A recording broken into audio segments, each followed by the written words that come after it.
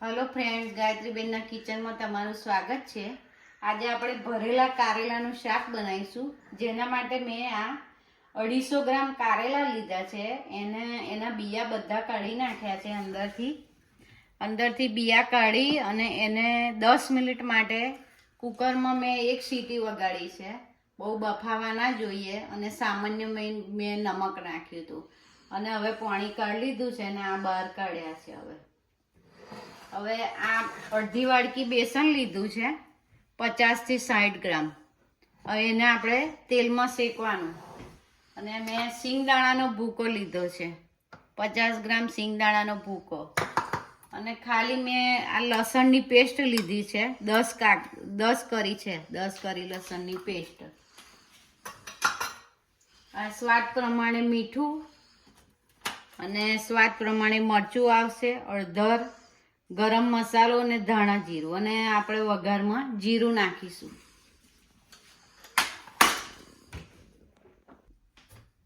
આપણે પેન મૂકી દીધી છે। સૌપ્રથમ આપણે ગેસ શરૂ કરીશું અને આપણે જે આ બેસન લીધું છે 50 થી 60 ગ્રામ એ પહેલા શેકી કાઢીશું। એના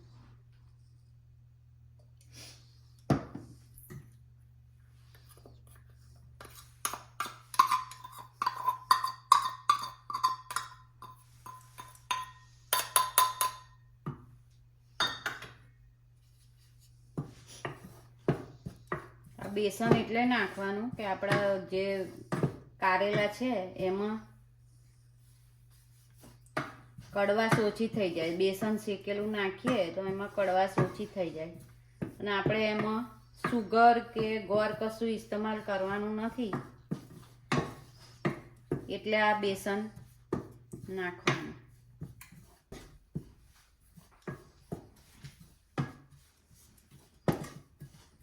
આપણું બેસન 5 થી 7 મિનિટમાં શેકાઈ જશે।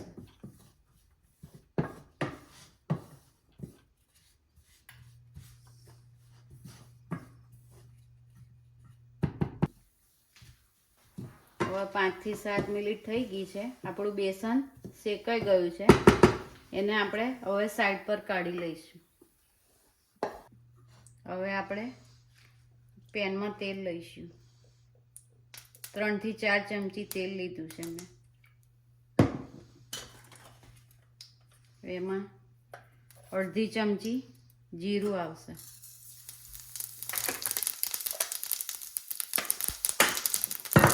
આપણે જે આ લસણની પેસ્ટ લીધી છે 10 નંગ લસણ લીધું છે મેં કર્યો એમાંય નાખીશું।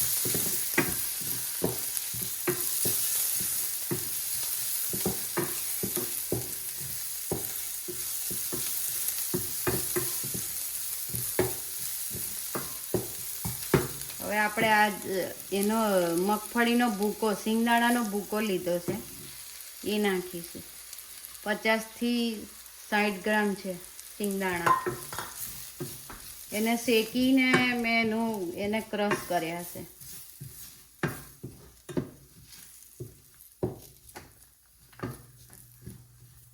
હવે ધીમા તાપે થોડું શેકાવા દઈશું 2 થી 3 મિનિટ।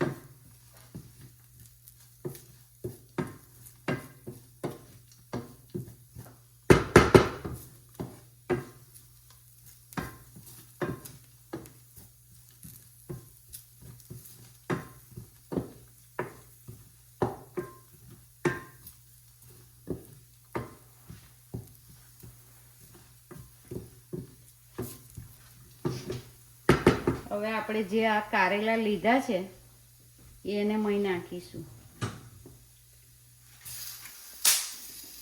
એને મેં અડધા ગ્લાસ પાણીમાં કુકરમાં એક સીટી વગાડી હતી।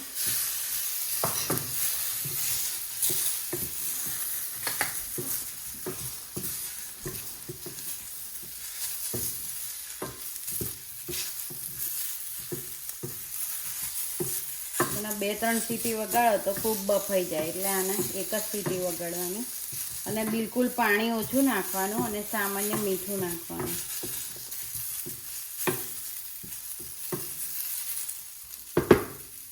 હવે આપણે જે આ બેસન શેકીને મૂક્યું છે એમાંય ભભરાઈશું। ઘણા કારેલા આ મસાલો અંદર ભરીને બી બનાવે છે. મેં આ અલગ રીતથી બનાવ્યું છે.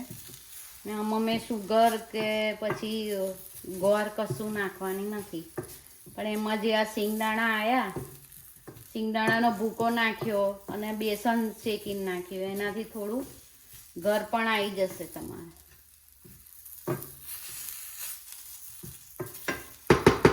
હવે એમાં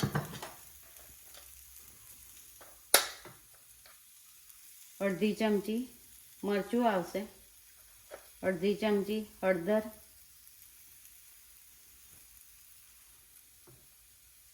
અને થોડોક 5 ચમચી મસાલો, અને અડધી ચમચી ધાણા જીરું. પહેલાં મેં બાફ્યા ત્યારે મીઠું નાખ્યું હતું, એટલે હવે હું ખાલી મસાલાનું જ મીઠું નાખીશ, વધારે નહીં નાખું.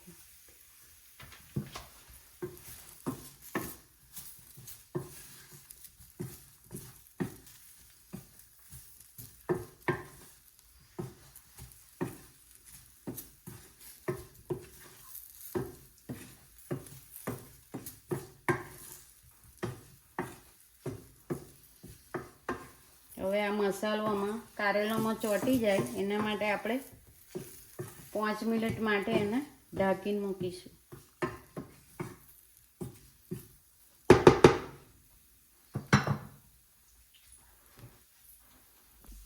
5 મિનિટ માટે ઢાંકીને રાખીશું.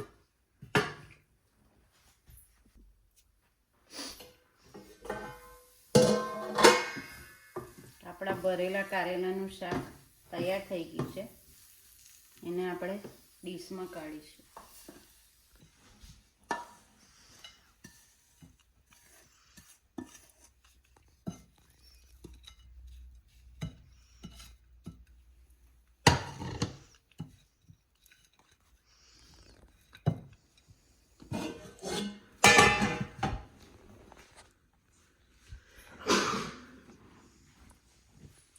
આપણે ભરેલા કારેલાનું શાક તૈયાર થઈ ગયું છે. આ તમને આ મસાલાને લીધે એકદમ ટેસ્ટી લાગશે અને ગળચટું લાગશે. સુગર બી નહીં, ગોળ બી નહીં, તો એ ગળચટું લાગશે, તમને ખાવું ગમશે. તમને જો મારો વિડીયો પસંદ પડ્યો હોય તો મને લાઈક કરો, શેર કરો અને સબસ્ક્રાઈબર કરો, અને બેલ આઇકન દબાવવાનું ભૂલતા નહીં. જય માતાજી, જય શ્રી કૃષ્ણ. Thank you.